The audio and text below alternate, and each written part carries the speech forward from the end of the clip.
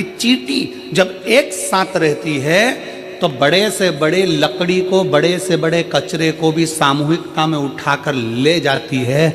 जब हम और आप समूह में रहेंगे तो किसी की सामर्थ्यता नहीं कि कोई तुम्हें काट दे। अपनी समूहता,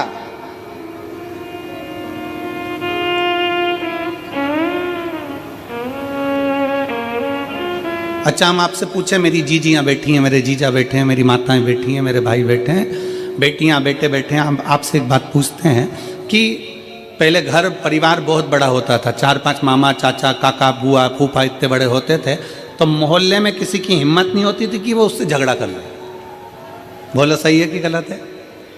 अरे जम के तो बोलो जरा, क्यों नहीं झगड़ा करते थे? अरे वो 6 भाई हैं और उसकी 4 बहनें बहुत तेज, और उसकी बुआ मामा रहती है बहुत तेज, और बुआ के बच्चे और तेज। पूरे जगह में सूचना रहती थी कि साहब इतना बड़ा परिवार, इतना बड़ा कुटुंब है, इतने सारे लोग हैं, तो इनसे कोई भिड़ता नहीं था।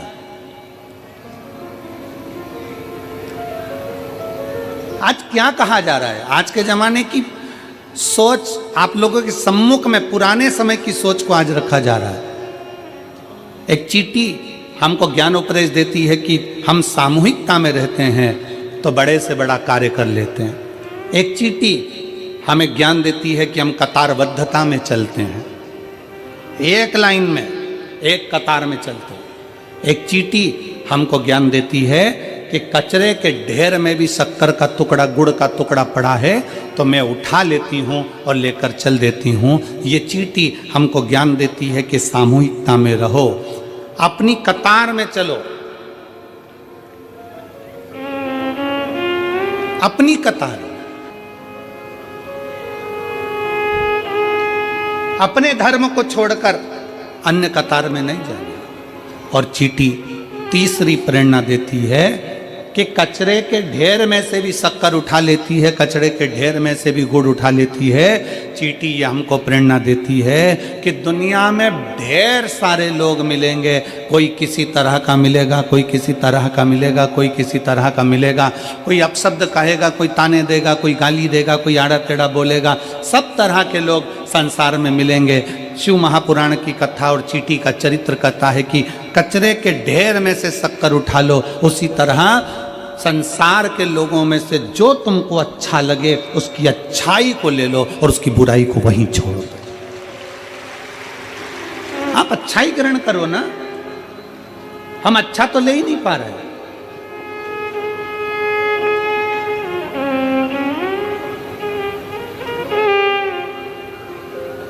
पूरा समय हमने बुराई ढूंढने में निकाल दिया।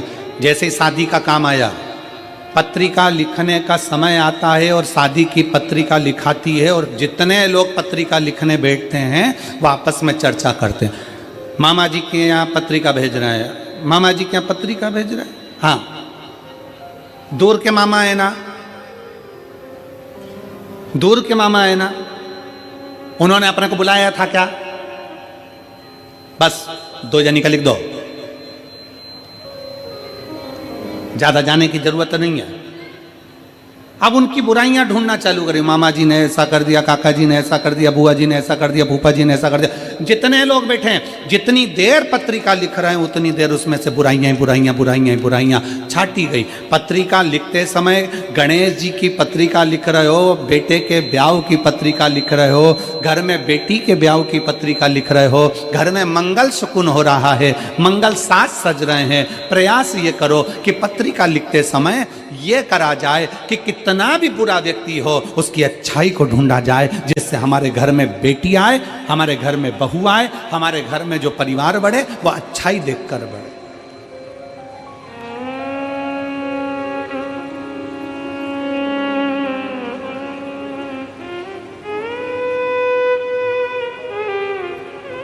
हम श्रेष्ठता देखें,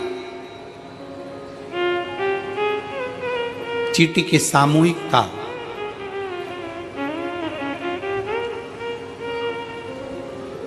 चलो और सरल भाषा में समझ लो।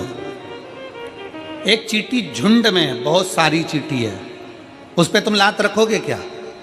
जम के बोलो जरा जल्दी से, नहीं। और वो झुंड की चींटी में से एक चींटी अलग निकल गई, बाहर चली गई, साइड में चली गई, और वो तुम्हारे पाँव के नीचे आके मर गई। अकेली थी, बट गई, कट गई, अकेली थी।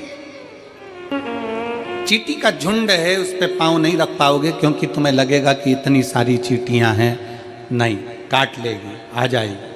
और अकेली है, पाँव रखा गया, चले गए,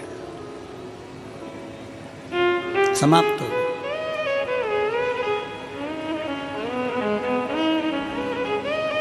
घर में रहो, परिवार में रहो, कुटुंब में रहो, रिश्तों में रहो, एक सामूहिकता के साथ रहो, सामूहिक।